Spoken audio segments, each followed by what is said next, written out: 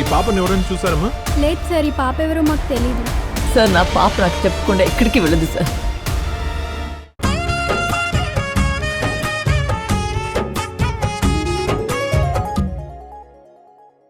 భవానీ, నిన్నొకటి అడగనా? అడగండి రాహుల్ బాబు. మొన్న దీపం వరకు వెళ్ళి వెనక్కి వచ్చేసాం కదా, నన్ను మళ్ళీ ఆ మిస్టరీ ప్లేస్కి తీసుకెళ్ళవా? అసలు అక్కడ ఏం జరుగుతుందో నేను తెలుసుకోవాలి. మహాప్రభు మీకు దండం పెడతాను, కావాలంటే కొబ్బరికాయ కూడా కొడతాను, అంతే తప్ప అక్కడికి మాత్రం తీసుకెళ్ళమని చెప్పకండి. భవానీ ప్లీజ్, ఒకే ఒక్కసారి తీసుకెళ్ళు. ఈసారి ఆ దీపం ఎవరు పెడుతున్నారో, ఆ పాము కూడా ఎక్కడికెళ్ళిందో, అసలు అక్కడున్న రహస్యం ఏంటో అన్నీ తెలుసుకుంటాను. అమ్మో, ఎవరైనా చూసారంటే ఊరు మొత్తం తెలిసిపోతుంది బాబు.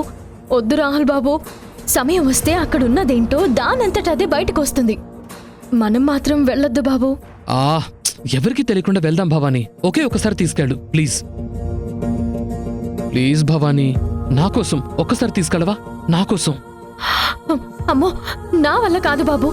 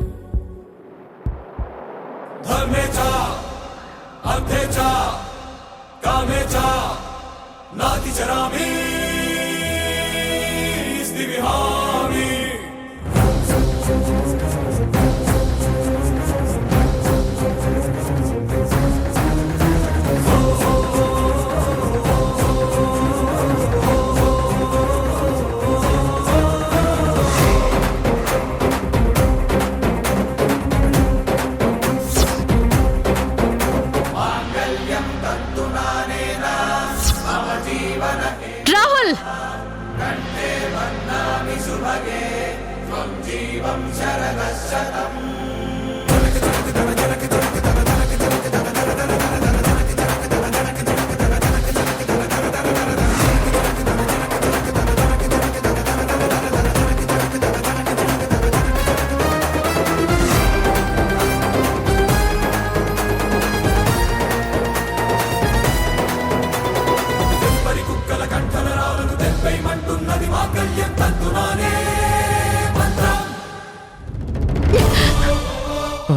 అత్తయ్య, అది ఐశ్వర్య ఎక్కడా? ఐశ్వర్య ఫోన్ మాట్లాడడానికి వెళ్ళింది. మమ్మీ, నువ్వేంటి ఇక్కడ?